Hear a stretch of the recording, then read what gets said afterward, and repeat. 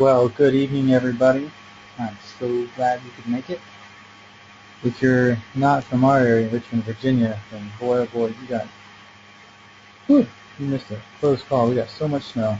This town is not ready for this much snow. And anyway, this is what happened is we had a live event planned at a library, a local library in the area, which would have been pretty cool because we've never been there. But hey, you know what? Sometimes we just got to roll with the punches and figure this stuff out. So what we're going to do is we're going to present this event to you live, online, on this webinar. You're going to be able to ask questions, and I will try and field as many questions as possible. There's still some people trickling in from Richmond area, all over, even I've got people from Pennsylvania now, also Tennessee. So this is what's great about the webinar being online, is that anybody can actually get this information. So, later on, you find out that you can make it to the events page for our Facebook fan page. The events have everything listed, whether it's live, whether it's online, whether it's a webinar or conference call. There's events during the day for Mother's Morning Out, ADHD Rescue. We're starting that on, I do believe, Tuesdays and Thursdays at noon, or maybe 11:30, something like that, but you can check it out. Because what we're doing is we're reaching out in a dramatic way. We're finding out that the more and more lives that we can change, the better things are going to be. But it's also, there's a lot of information out there that just plain is not true. And through social media and through different clubs and organizations, a lot of rumors and a lot of information gets thrown around, and I think it gets kind of muddled. And so one of my biggest missions is also to clear this stuff up and make sure that all of you have the correct information, and that the information that you're using to change your life and change your nutrition or exercises or things, medications or whatever, that it's true, that it's the most right information that you can do for your individual, whoever in your life has ADD or ADHD. And everyone who's ever met me in person knows that I have a heart, a huge heart for helping people in this community. I grew up with ADHD, and the ups and downs and the roller coasters that come with it, the failed relationships, the mess ups, the legal problems, all the stuff you'll see, research about the problems of ADHD itself. And they put me on 4 different medications. They meaning the psychiatrists, the medical doctors, the people that now we know. They have no idea what they're doing with ADHD. And not one medical doctor can tell you which drug is going to work for which person. That's scary. We're working with brain chemicals here that are in the medications, and we need to be careful about that. So, one thing we're going to go through is getting you educated, giving you the right information so you have a correct perspective on what truly is ADD, what is ADHD, what's the difference, where did it come from, how does it start, and what can we do about it, and what kind of things can we use at home or in the classroom to help, since this is about parents, to help our kids to improve their self-esteem. We can help our kids have better lives. We can help the kids do lots of amazing things so that they become amazing. And I truly believe that people with ADHD have more power than the rest of the population that's considered normal. And it's important that we understand that could be a negative and it could be a positive thing.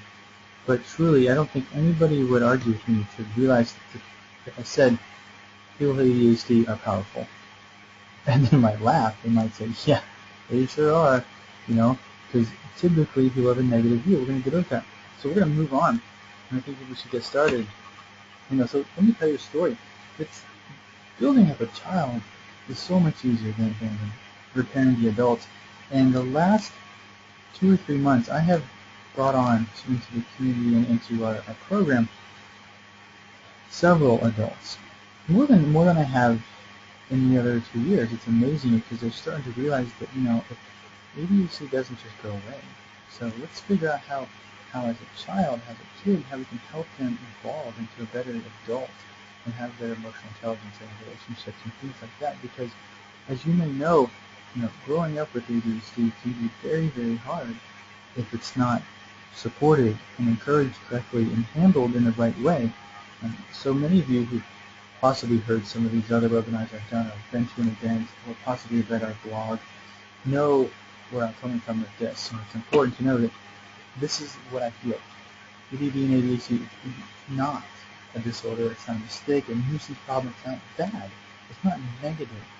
It's not a moral decision. It's not God and the devil. It's not this choice. Who really wants to choose to get in trouble, or choose to be bullied, or choose to have self-esteem that's just really low? No, it's choosing to blank out on a test during the test. But now it's not an excuse. In 1994, Dr. Hollowell wrote the book Driven to Distraction. And it's one of the first books that talked about ADHD as being a gift. And when I read it 4 years after high school, finally the light bulb went on. And since then I've read 10, 15, 20 different books. I've met with seminar leaders. I've talked with other doctors. I've learned directly from Dr. Hollowell himself to realize that, yes, ADHD has some negative traits to it. There's negative traits of impulsivity, the distractibility, that hyperactivity that is so hard to control for a lot of people and gets people in trouble. But on the other hand, there's the creativity. We all know creativity cannot be taught. You either have it or you don't. That curiosity, that curiousness again, whether it's combined, take that distraction and turn it into something that's curious, a good positive thing. And I know you might be just rolling your eyes right now thinking I'm just speaking from some ivory tower, some cloud kind of thing, but no, it's absolutely true. And it's not overnight, it's not a quick fix, but it's definitely a future that we can all have. And of course that hyperactivity, you just see a kid running around and doing their things, and the adults are like, God, I wish I had that kind of energy. And truly, we all do it. Our brains and our spinal cord, they run the body. Our nervous system has all the electricity to take care of us for our entire life. But I inherently believe that the ADHD brain is an evolution, and a lot of the changes that we've all gone through, we need to understand that it's more powerful right now than we do now.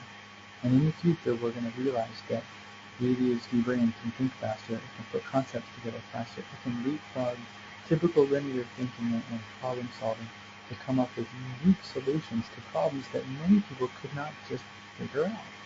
So this is me, Dr. Hollowell. I've been to many seminars with him, I've done interviews with him, we chit chat, and I told him, you're getting old, buddy. You can't keep doing these long trips, these long out of town seminars and speaking engagements. And he's getting out there, and I said, I want to champion what you're doing. I want to carry the torch. And he was more than happy to oblige. And I thank him every day for the things that he taught me to begin what it has become now, the ADHD Rescue Program. There's a problem solving the issues, though, because most people are focused on the negative attributes. We talked about that before. You're looking at, even in public schools, the stereotypical ADHD kid is the wild boy, when it blurts out things and causes trouble on purpose. It used to be just the class clown, and now it's become something that's a little bit more.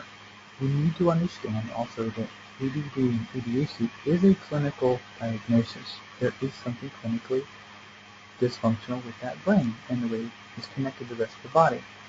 So remember that when you're dealing with someone who has ADD or ADHD, there's a clinical thing. It's not just a behavioral issue. That would be like you scolding a child who clearly has autism, for behaving poorly in public or something. I want you to put that seed in your brain. Remember that. I believe, and many other parents do, the wrong approach is with the drugs and the control. So that's really what this is about. They want to control the people who have ADD and ADHD, or even they want to throw the diagnosis at somebody who doesn't fit in that little square peg. You don't fit the same structure of a school system, of a corporation, of a team, those different things. It's obvious to a lot of people when someone truly has ADHD. And sometimes we're not really sure. So it's important that we learn, parents, adults, and kids, we need a tried and true way of understanding, containing, and redirecting the enormous brain energy that comes with having a case of an ADHD brain. Do you agree? Now, those of you who agree, what I want you to do I want you to raise your hands for me. Got it? I want you to raise your hands. So if you can hear me, if you can see this, you understand that most people are focused on negative attributes, the wrong approaches with drugs and control. Right. Yes. And parents, adults, and kids, they understand that we need to find a new way. Got that? Good. Okay. So let's raise your hands. Let's get those up. Let's see here. Do you guys know where the hand button is? There you go. That one. 4, 5, 7, 5. All right. Good. So let's move on. This is important. We're going to get to it, and I'm going to add a couple things to this if you may have heard this before. So we know these 5 things are very important. Research, concrete evidence. We know the brain is anatomically different. Proven. If anybody ever wants to argue these with me, they have to go to the scientists and debate that with them. The genetic component has been coming up more and more in the media and in journals and other magazines that they're proving this over time and time again. And it used to be kind of like this joke, but now it's becoming more and more obvious that it's very, very important that we understand that piece. So we also know that as parents, we are role models, and we need to take responsibility, and we'll get to that. We know the digestive system is different. We talked about the enzymes that need to be there. We talked about the correct kind of food that needs to be going into that system. We'll hit on that a little bit later. We know that there's inconsistent firing of the neurology. Okay, we understand that piece. It's important. This is all about the brain. It's all about neurology and what we need to handle. Glucose is the carbohydrates, the food, the sugars that the body uses that's different. It's important we see that. So, what happens when the two sides of the brain aren't integrated? They're not working right. So look at this. We've got difficulty with understanding directions, difficulty with reading, late crawling and attainment of other milestones, difficulty with organizational skills, impulsiveness, troubles with problem solving, and a diminished concept of consequences. Out of those 7, can you raise your hand if you agree with half of them? Yeah. Right. Got it. Absolutely. All right. Now look. You agree with more than half of those. Go ahead and put your hand back down. Got it. Good job. Now, imagine them progressively integrated, better global brain function, increased ability to synchronize sensory information. We're now getting more and more people coming to us from occupational therapists with children who have sensory processing disorders. We're working on that piece differently. The improving a person's braking system. We talked before where kids grow up with this fear, shame, and guilt. And when they're functioning through that lens, and that's their perspective on life because of the past, that's when Dr. Hollowell brings up the adage of having a race car brain with bicycle brakes. It reduces our reach. It reduces our ability to move and bob and weave and get through certain situations where typically we would be fine, but then all of a sudden we get nervous, we get anxious, we start feeling like, oh God, here it comes again, and then we just blank out. I can talk to so many people and watch them nodding their heads. I see hands going up. We'll ask some questions. Let me get to this. Improving the brain's ability to learn and moderate behavior, attention, and impulsivity. This is huge. We've really made some strides in the last couple months with this, and we're going to hit on that in about 4 or 5 slides. Improving the brain's ability to learn and moderate behavior, attention, and impulsivity. If I could bottle that and sell it, let me tell you, that would be the blockbuster. That's what we're looking at. So you want to downshift the motor hyperactivity. You want to help these people with emotional swings and frustrations. And emotional intelligence is huge. It's very important. We've touched on it a little bit on some of the blog posts, a couple of live events we've talked about it, and also as we move on to improving the aspects of executive functioning, how that prefrontal cortex is working. Lo and behold, that happens to be one of the areas of the brain that is anatomically different, so we handle that. But of course, the most important breakthrough in neurology in the past 5 or 10 years is the ability to create permanent neuroplastic changes in the brain and the central neurology, which means that we can change. We can become new people.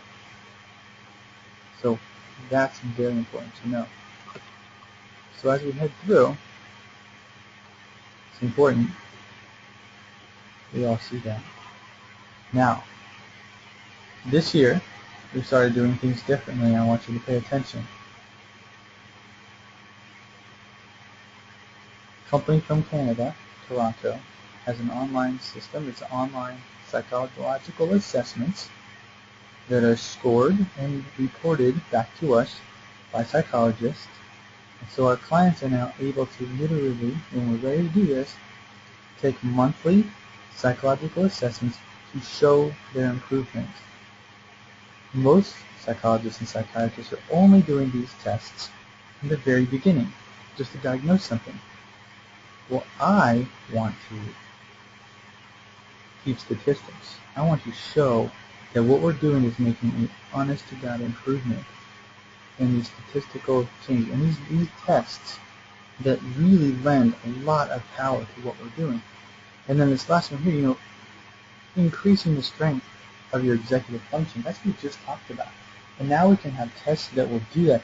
This is going to be fantastic.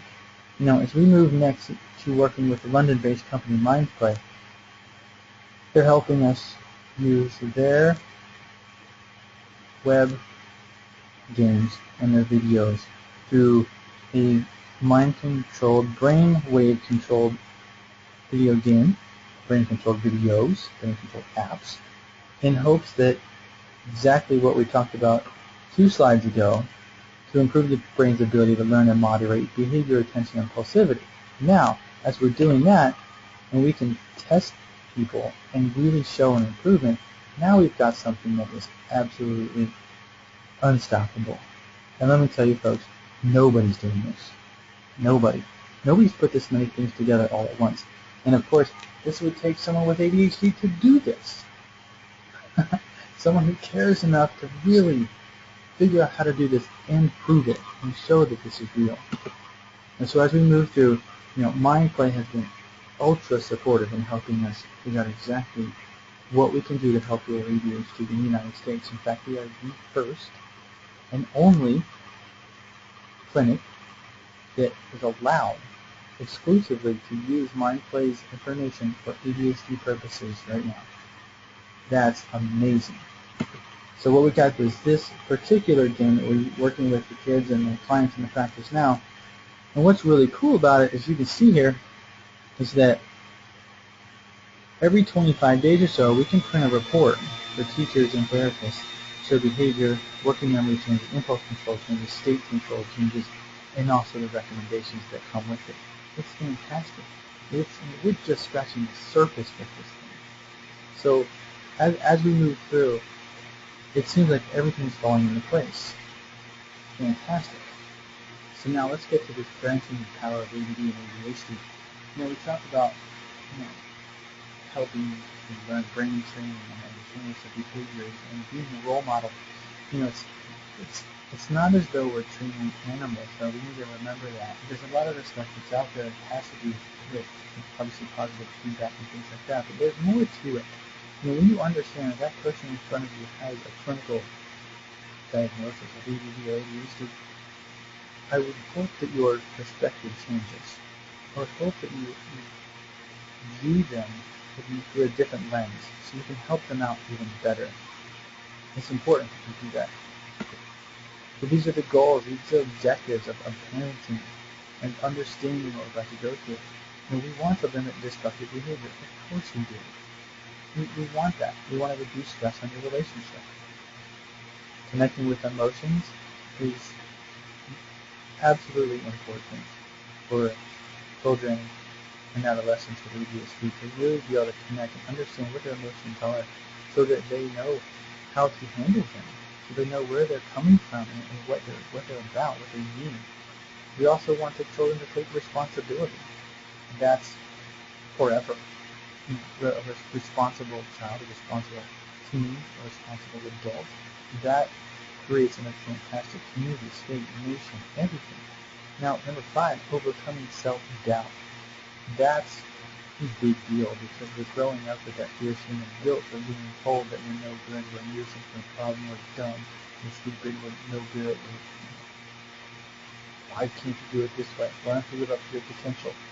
So these seeds of self-doubt have been placed in the brain for so many years, thousands and thousands of times, that it takes a while to really get that person in front of you to overcome the self-doubt. And as they do, you see their posture change, you see their stature change, their energy, their self-esteem. When I'm working with the clients and the parents, I want to create an awareness of patterns for them, patterns of things that will trigger problems. And of course, number 7, I want to empower them.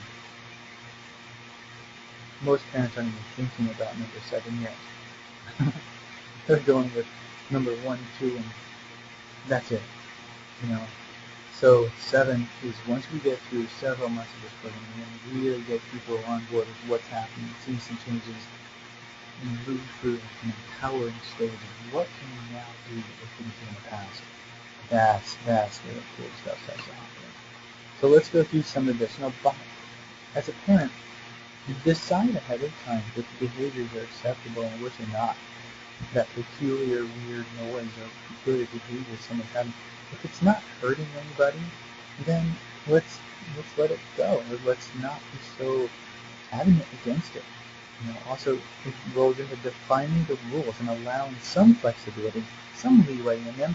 You'll find that working with someone who's ADHD, if you give them a little bit of a little more leeway on something, a little more wider berth to explore certain things and find out for themselves, as long as you're taking care of their safety and their health, then I think it's fantastic. It's very helpful for them because they are curious, they are distractible and impulsive and creative and those things. They're not your typical person. And you want to also, with the impulsiveness of someone who is managing this aggression, you've got to understand that the impulsive volcanic explosions can happen quickly. So we want to make sure that discipline is given matches the crime of whatever they have done. So that's important. If they just spilled a trickle of milk on the dining room table, you don't ground them for a week. If you're 16-year-old car and wrecked it, it's up to them. Obviously, the discipline is way bigger. So you understand that point. You want to create structure. Structure is huge. Structure is very vital to the freedom and success of someone with ADHD. Now they're going to kick and scream about creating structure because they want to be this free spirit and they want to do things their own way. But really, when you give them that structure and they know what's going to happen for this amount of time and then what's happening next, it allows their brain to relax. It allows their brain to stop searching for what's next. So have those routines in place, have those rituals in place so that they can be as calm as possible. And I'm right, because as soon as you typically change something in the structure of the day, what happens with that child? They go off the chain for a little bit. They get a little bit crazy and angry and broken, whatever. Sometimes they just really blow up. So that in itself can teach you that creating structure is important. Now, breaking the task into manageable pieces. Overwhelm is huge for people with ADHD. So calendars are good. Keep things in front of them a lot. Colors. Find out what colors they love the best. And homework time. Figuring out when is the best time their brain is turned on. And when and where, how they do their homework best. Making sure the chores have particular details of how they're supposed to be done. And as long as the chore gets done, whether it's the way you would have done it or not, maybe it's just about the chore being completed. Important. I also want you to simplify and organize your child's life. Organizing everything, having everything has its place and there's a place for everything. And find out how they work best.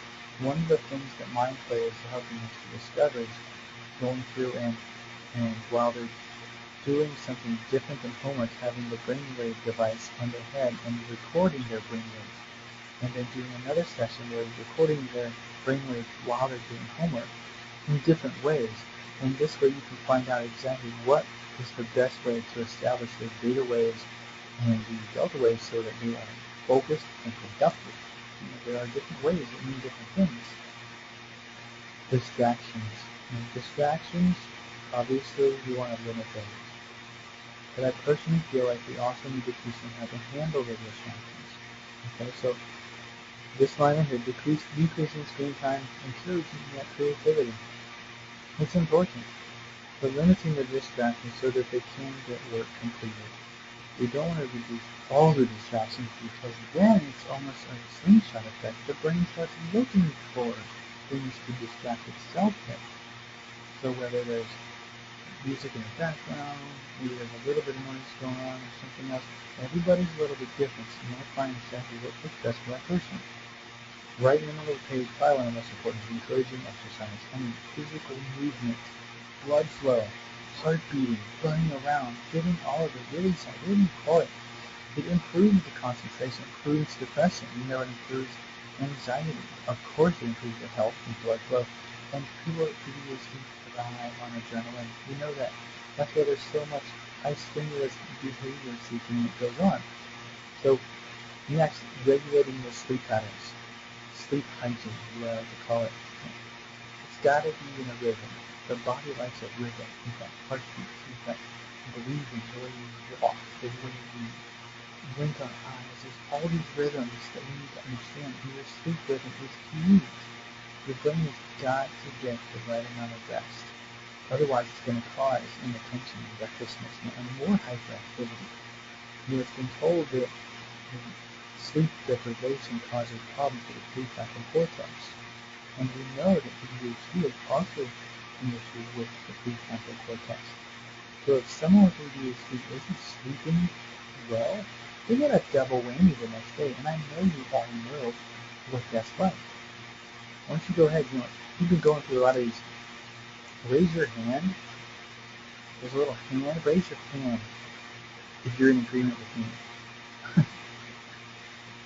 I love it when all the hands go up. Love it. They're going up, and people are just, it's like, I'm preaching to the choir. Everybody gets this. It makes so much sense to them. And I know it's not easy to do all the time, but it's very, very important that we get consistent. And also, this list right here, as adults, we can also live by these as well. So let's move through encouraging that out loud thinking. The kids with ADHD, they like to talk. It's as if, that thought in their brain is going to get lost if they don't tell somebody right away. And sometimes it doesn't take too long to just let them talk about it. Think it out loud, get it out. And you might be really surprised if you genuinely listen to what they're saying and be sincere in your questions towards them. Don't just pacify somebody with ADHD. You can't stand that. Promoting wait time, that pause button that we work with in the class and the program is to really increase that space between stimulus and response. When something happens to us, I think Stephen Covey said it best, it's not the snake bite that kills you, it's chasing that sucker that drives the poison to the heart. And it's true. So we want to improve our ability to pause before we impulsively do something. As adults, we can do the same thing. And kids will mimic us more than we could ever imagine. And most people would rather see a sermon than hear one. Same thing with kids will do more of what they see than what they hear.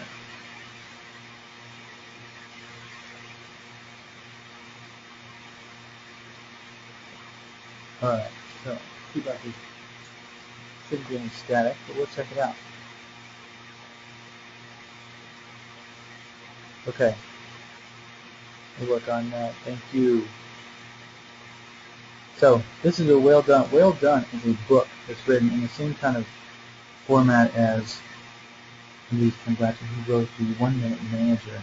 And there's, Who Moved My Cheese, there's Raising Friends, Gung Ho, all those types of management books.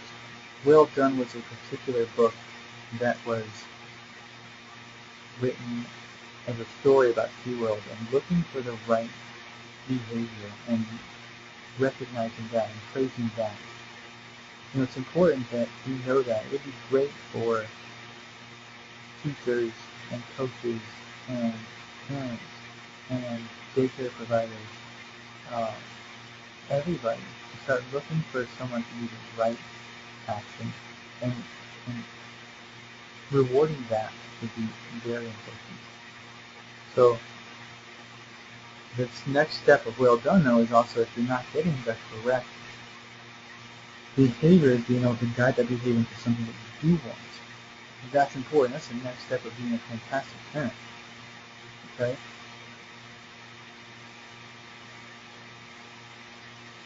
All right. Raise your hand if you can hear me better than you could before.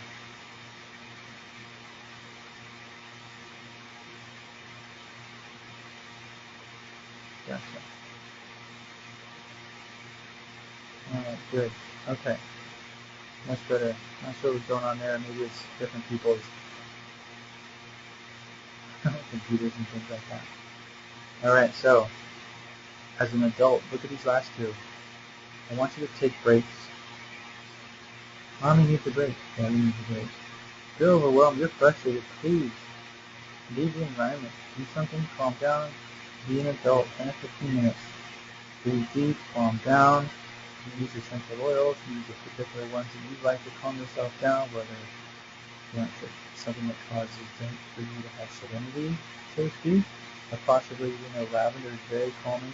Even dentists use lavender nowadays to calm their patients. So it's pretty amazing. You've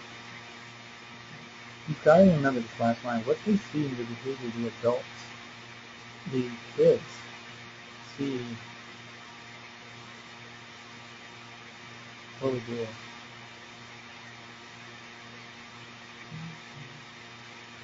What I'm going to do is I'm going to check out some of these questions that come out. Still sound far away.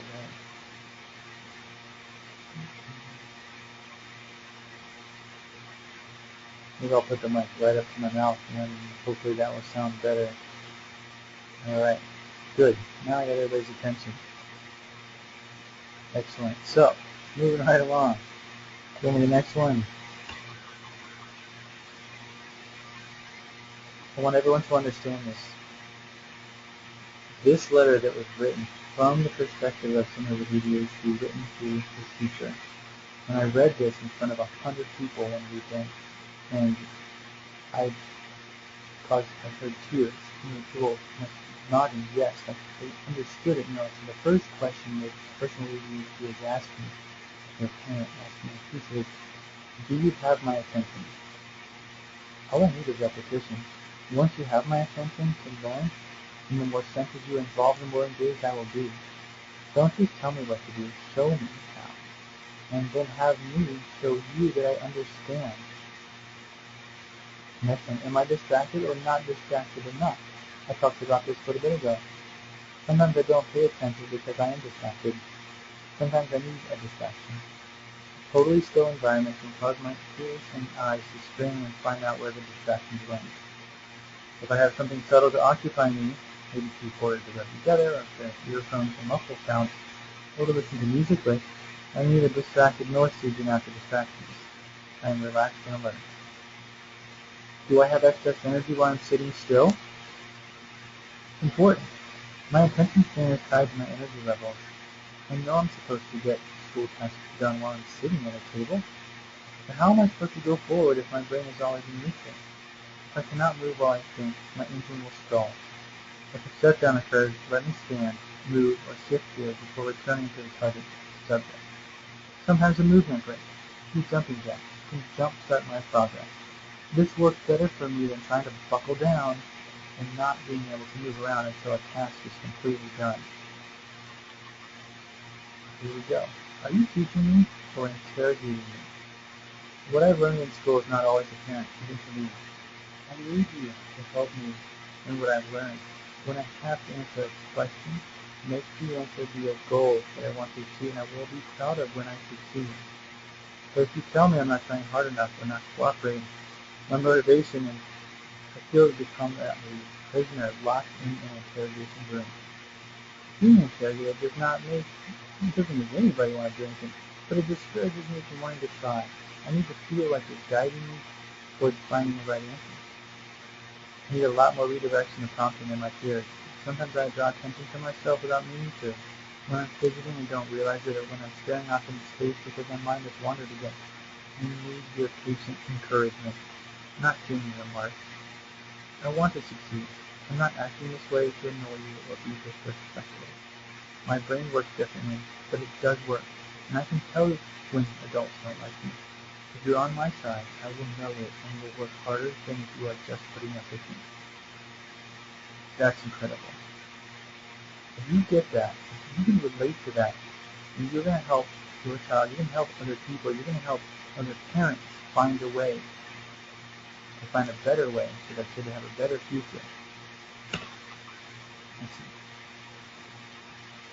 The tools that I have in my toolbox to help the expression of the ADHD system, so you get that, I don't want to cure it. I don't want to get rid of it.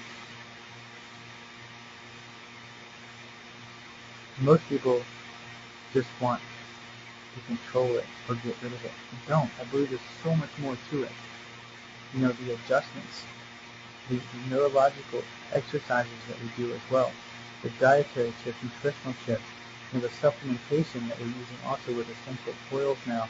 It's amazing to see how powerful they are and how well they work. And as we learn more and more about the essential oils and the deep research that goes with it, and the new blends that we create, the clients get better and they enjoy it. And it happens for the adults, it works for the kids. It's fantastic. The brain-friendly lifestyle advice is getting better and better all the time. That's why we're doing more webinars and more live events. The new Mind Play interactive games, apps, and reports, that's going to revolutionize this whole community. It's going to revolutionize everything. When we can create the changes and then show beyond a shadow of a doubt that we are literally making these changes, it's not just mom and dad saying, yeah, he's better, or the report card's getting better, which it always does. So, we want to move forward into the future and really prove beyond a shadow of a doubt that what we're doing without drugs, ADHD, is fantastic. So what we want to do, I make it so easy. I know I do. I make it so easy for people to get scheduled in my practice. This is my fan page. If you're on this webinar, then you have been to it, or you know about it, or you really liked it or did something. But check this out. Facebook helped me out by figuring out a button that says book now. You can literally schedule your appointment right from the fan page. It's easy. There's a lot of other things there on the fan page too, since I made this picture. There's an event calendar. You get to know if you want to know if there's an event coming up that's live, if you want to meet me face to face and talk with me. If there's another webinar during the day, the Mother's Morning Out webinars are going to be really cool. And it's going to be interesting. The Mother Morning Out is where people are going to meet each other and they're going to share stories. They're going to help each other find insight into what's going on with their children or their spouse. So, as always at any of my events, I implore you to, if today's not the day you're going to schedule, maybe this isn't the right time for you, maybe this isn't the right program for you, but I can't imagine one out there that's better right now, that's changing and evolving with a doctor who has a heart, who deals with this stuff on a daily basis with hundreds of people. So it's important. If you want to schedule online, go to that link right at the bottom, Dr. Hetka at acuityscheduling.com, or you can literally go to the fan page and click the Book Now button. If you're on this webinar, then I'm going to give you a 50% discount on the first hour-long evaluation, which is typically $400. I'm going to let you do it. Come on in. We'll do everything you would do normally for only $200. You get everything. You don't have to make a decision that day either. We're going to meet each other. We're going to find out everything, do a full evaluation. We'll see what's going on. I have to decide if this program is right for you, right for your child, right for your spouse. I don't know yet. We need to take the first step. The first step is you can click that Book Now button and schedule an appointment. And once that's done, you'll receive a confirmation email. You'll receive all the information from my assistant Jennifer, and then we'll get things rolling. So I hope that I answered your questions. I typically am able to figure out most of the questions beforehand and answer those objections. So if you have any other questions, go ahead and put them in that question right below you.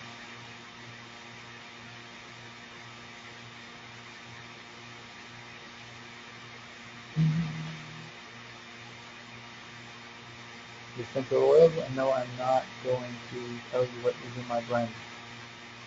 I did that once at a large gathering of people, and I'm not going to do it again.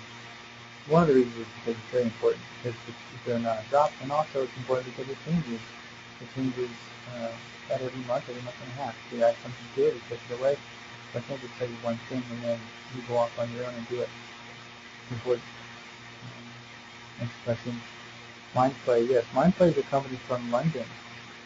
They provide the brainwave headsets to us at a steep discount, which makes it available for anyone to get those, and also with the Focus Focus games to work on that as well. Another question.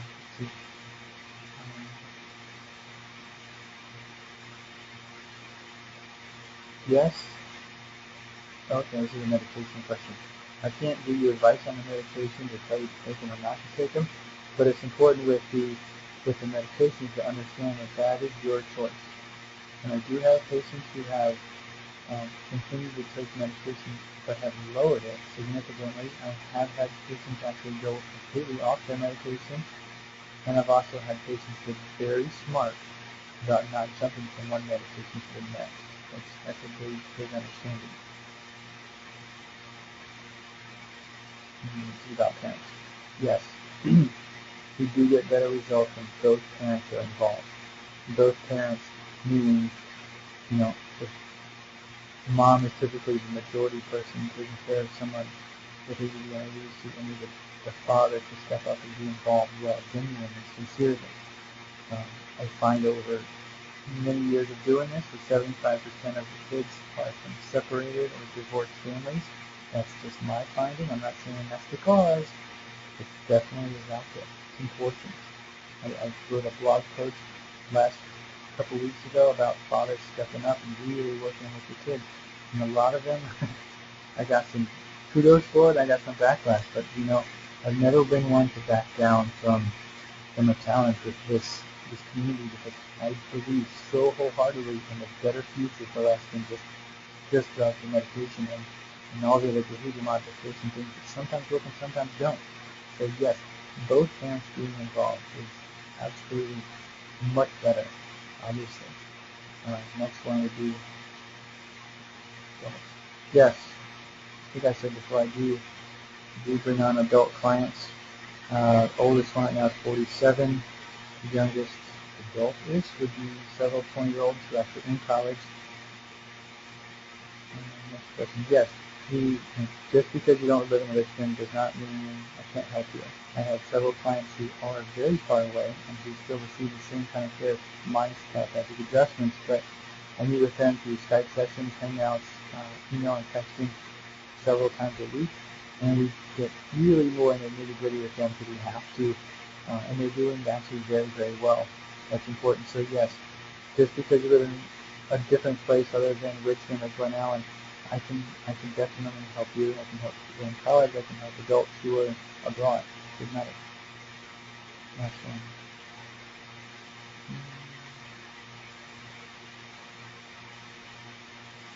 This has to do with how do I get my husband more involved with that's a really deep question. That probably needs my own personal phone call with that one. But that goes back to saying that when your children see your relationship with other people, that makes a very big impression. We need to remember, as a parent, we are the role models. They see way more than you think they do. So let's understand that, and let's take responsibility for our own actions. Let's be cognizant of what we're eating and drinking and saying and doing and watching and listening to. We are molding these children. And kids with ADHD, they have a very, high ability to listen to things at many different places. So it's filtering its issue so they can hear conversations. They can hear several conversations at once. So be aware and be careful of what you say out loud. And please, if you say something that's condescending or negative, please stop and immediately fix it so that doesn't become a repeated tape in that child's brain. Okay. All right. We're at about time. So if you're looking to schedule an appointment, you can go to our fan page, click the Book Now button. You get a 50% discount on that. And then, like I said, you don't have to make a decision right away. If you want to, after you schedule an appointment, we can give you all the details of the program. And then also, listen, this Thursday coming up at noon, we're going to be doing a classroom strategies and tips for both parents and teachers. That's on the events calendar on the Facebook fan page. So check out that events calendar. Look for the noon Thursday webinars because they're going to be happening all the time as well. This one's special because it snowed so much here that you think that Richmond's shut down. So anyway, have a wonderfully safe night. I love you. Thank you so much for all the great questions and the hands going up and down. Have a wonderful evening. Take care and God bless you.